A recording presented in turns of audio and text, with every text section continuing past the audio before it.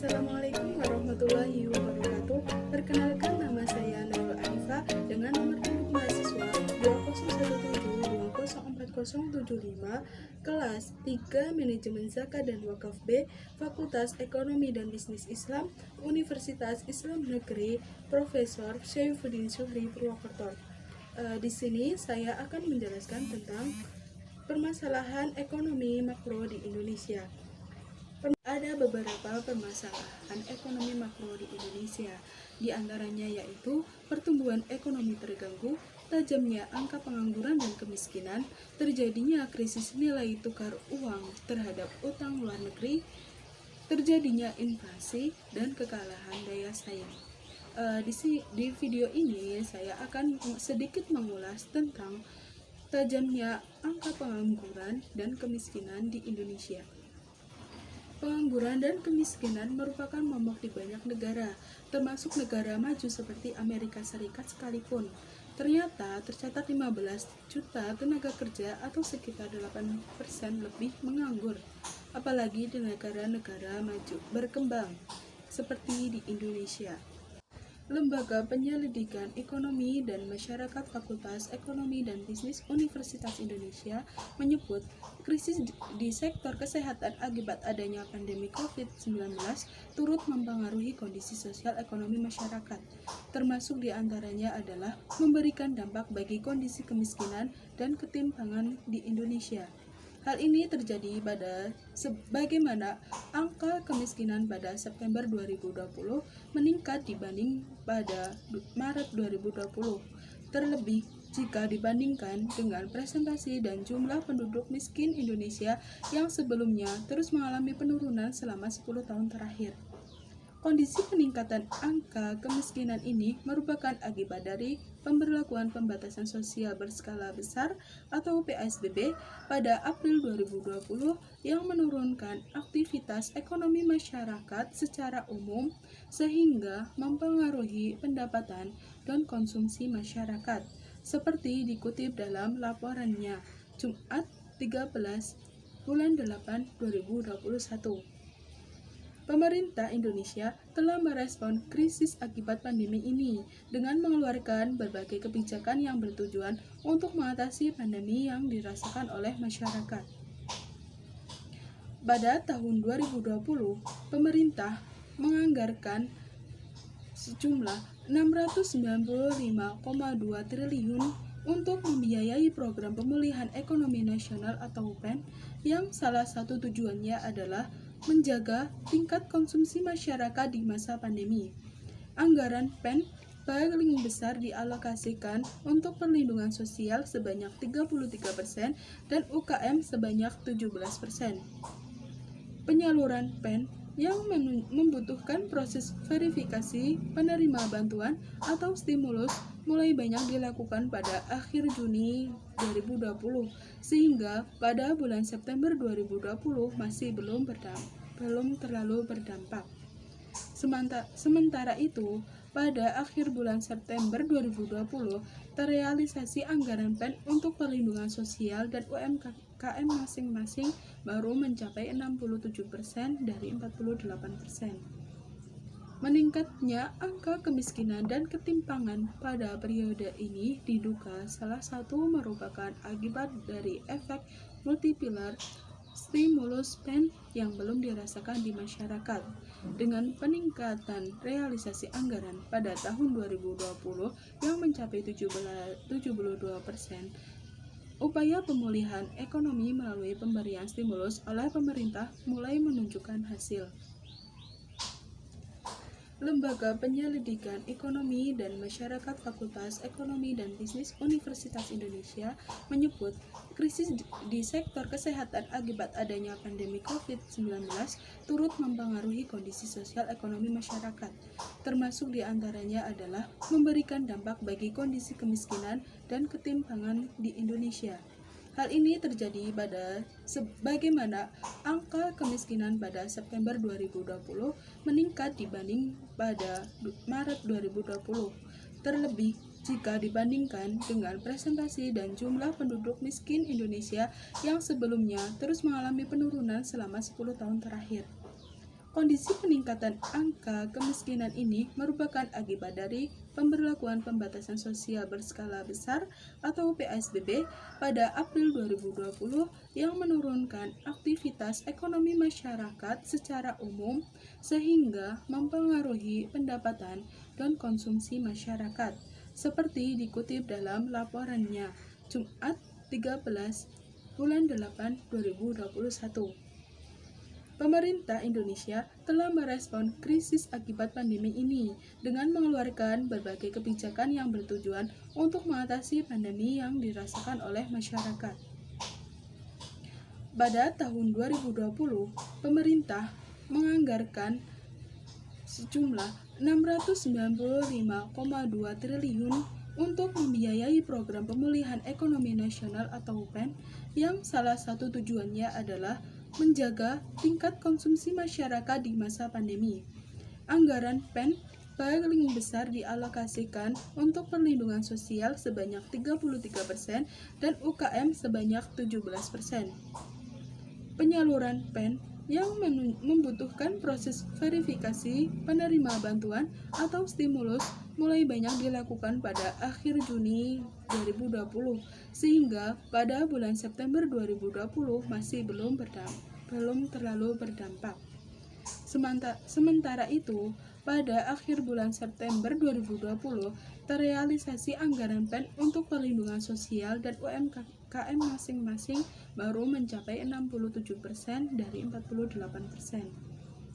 Meningkatnya angka kemiskinan dan ketimpangan pada periode ini diduga salah satu merupakan akibat dari efek multiplier stimulus PEN yang belum dirasakan di masyarakat. Dengan peningkatan realisasi anggaran pada tahun 2020 yang mencapai 72%, upaya pemulihan ekonomi melalui pemberian stimulus oleh pemerintah mulai menunjukkan hasil. Selain itu, LPEM UI juga menyampaikan tingkat pengangguran terbuka atau TPT terlihat mengalami perbaikan pada periode Februari 2021. Hal ini diduga karena stimulus dari Program Ekonomi Nasional atau PEN mengalami peningkatan realisasi sampai dengan akhir tahun 2020 dan terlihat keberhasilannya di awal tahun 2021. Lanjut laporan tersebut.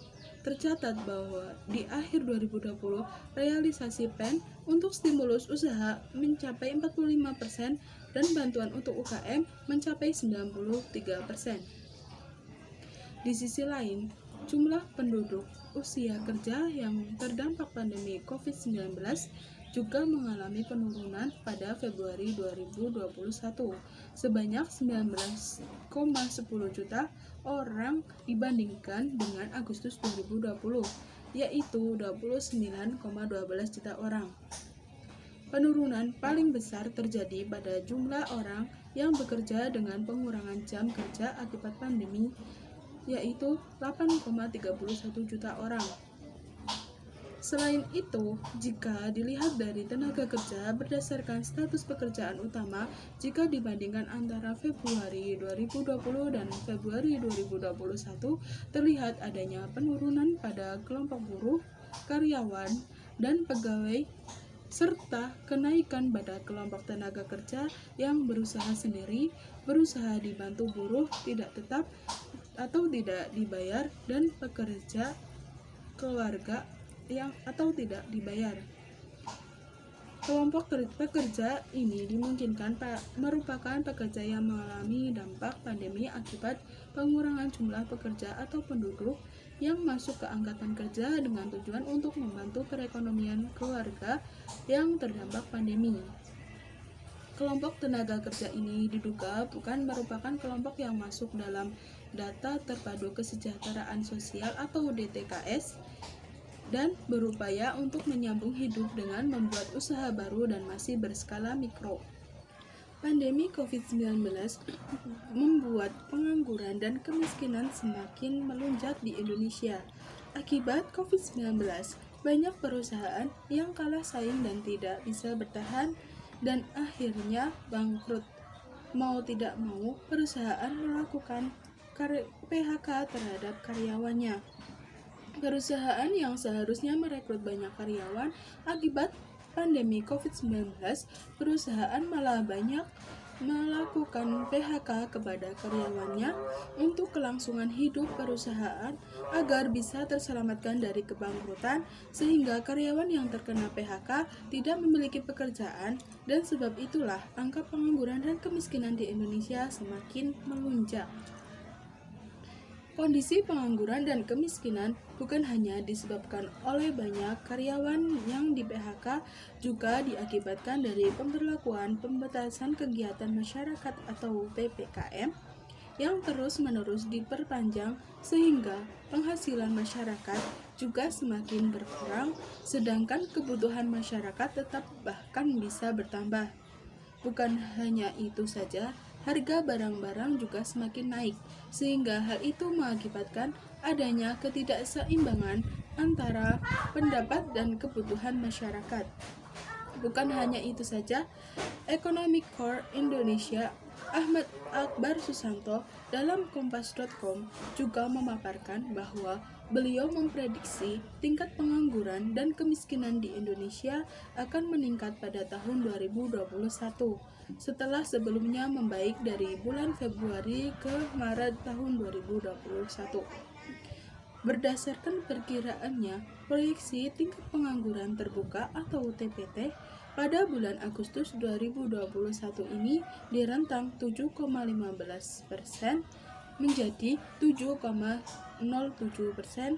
Posisi itu lebih tinggi dibandingkan realisasi perhitungan BPS sebesar 7,07% di bulan Agustus tahun 2020 dan 6,26% di bulan Februari.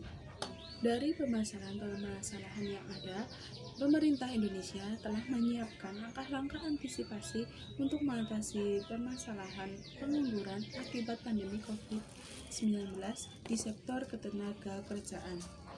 Kebijakan tersebut berfokus pada pasar tenaga kerja dan intuisi pasar tenaga kerja dengan tujuan agar masalah pengangguran dapat diatasi. Berikut ini kebijakan-kebijakan pemerintah Indonesia dalam mengatasi masalah pengangguran khususnya akibat pandemi.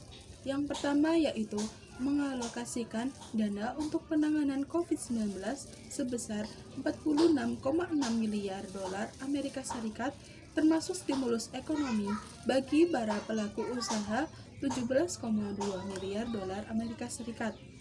Hal tersebut bertujuan agar pelaku usaha tetap mampu menjalankan usahanya sehingga tidak terjadi pemutusan hubungan kerja atau PHK yang berdampak pada meningkatnya jumlah pengangguran. Yang kedua yaitu menyediakan beberapa program penguatan ekonomi seperti insentif pajak penghasilan, relaksasi pembayaran pinjaman atau kredit, dan kebijakan relaksasi iuran jaminan sosial ketenagakerjaan untuk meringankan sekitar 56 juta pekerja di sektor formal. Yang ketiga yaitu menyediakan jaring penanganan sosial bagi pekerja sektor informal. Pemerintah memberikan bantuan sosial kepada 70,5 juta pekerja sektor informal yang termasuk dalam kategori miskin dan rentan. Yang keempat yaitu memprioritaskan pemberian intensif pelatihan melalui program Kartu Prakerja bagi pekerja yang terkena PHK. Pemerintah telah memberikan insentif pelatihan dengan target tahun 2020 sebanyak 3,5 sampai 5,6 juta penerima manfaat. Hingga saat ini telah terrealisasi lebih dari 680.000 penerima manfaat tersebut, mayoritas adalah korban PHK.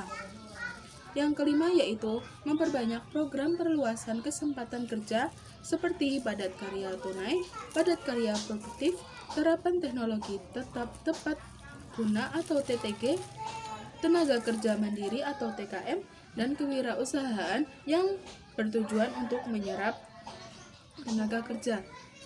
Yang keenam yaitu menyediakan panduan perlindungan kerja dan kelangsungan usaha serta pekerja pada kasus penyakit akibat kerja karena COVID-19. Demikianlah yang dapat saya sampaikan. Apabila ada kesalahan atau kekurangan, saya mohon maaf. Wabillahi taufiq wal hidayah. Wassalamualaikum warahmatullahi wabarakatuh.